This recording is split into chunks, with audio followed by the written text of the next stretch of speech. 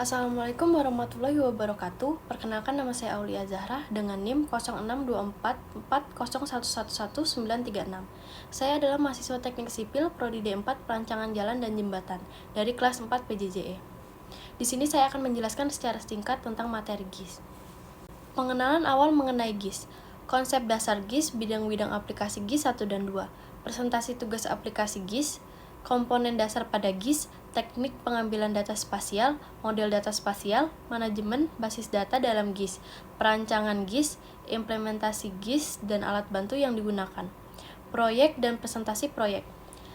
Lalu di sini ada geodasi yang mencakup kajian dan pengukuran yang lebih luas, tidak hanya sekedar pemetaan dan penentuan posisi, tetapi meliputi penentuan bentuk dan dimensi bumi, baik dengan pengukuran di bumi maupun bantuan satelit. Lanjut, di sini ada geodetic surveying, meliputi penentuan bentuk dan ukuran bumi, medan gravitasi, dan pembuatan jaring kontrol pemetaan, serta dikembangkan ilmu astronomi dan penentuan posisi dengan satelit.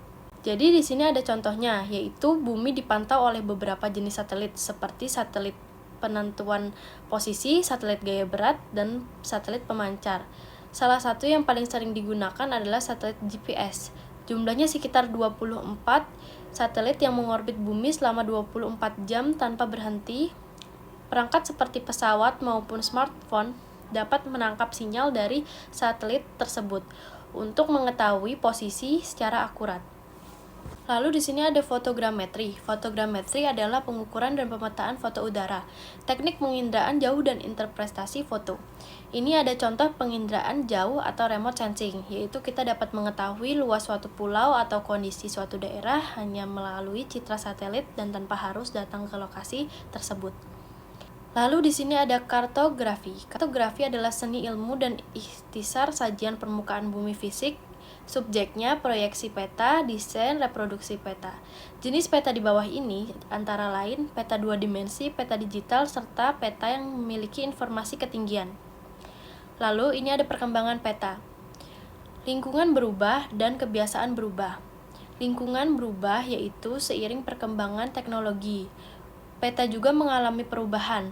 Dahulu peta hanya berbentuk kertas dan bersifat statis sehingga informasi yang ditampilkan terbatas. Namun sekarang peta sudah berbentuk digital, dapat diperbesar, dianalisis, ditampilkan dalam bentuk 3 dimensi, serta dikombinasikan dengan berbagai data menggunakan teknologi GIS dan satelit.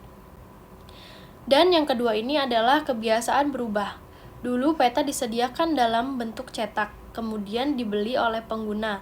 Sekarang peta dapat diakses kapan saja melalui smartphone atau GPS sesuai kebutuhan, bahkan secara real time.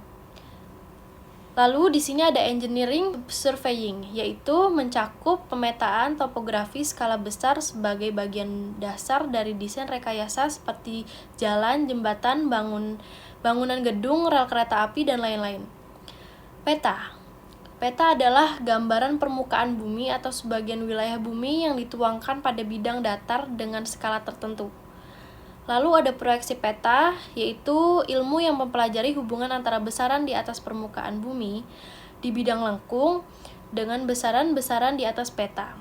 Bidang datar untuk mereduksi distorsi menjadi minimum menggunakan rumus-rumus matematika tertentu.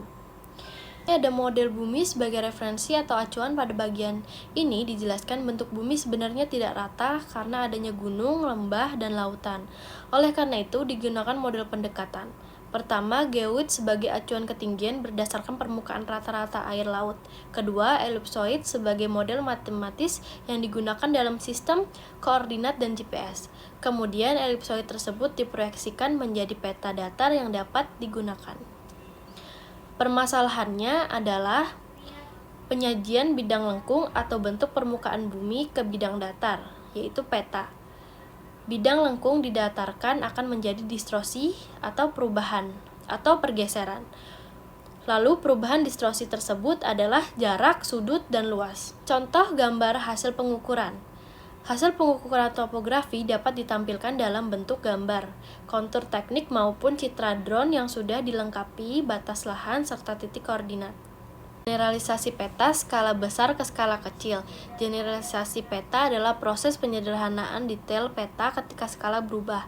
Semakin kecil skala peta, maka detail yang ditampilkan akan semakin disederhanakan. Lalu ada unsur-unsur peta. Unsur dalam peta biasanya terdiri dari judul peta, lokasi, legenda, metadata, koordinat atau absis, dan ordinat, skala peta, serta arah mata angin. Baiklah, sekian penjelasan singkat materi GIS dari saya. Mohon maaf bila ada salah kata. Wabillahi taufiq walhidayah. Wassalamualaikum warahmatullahi wabarakatuh.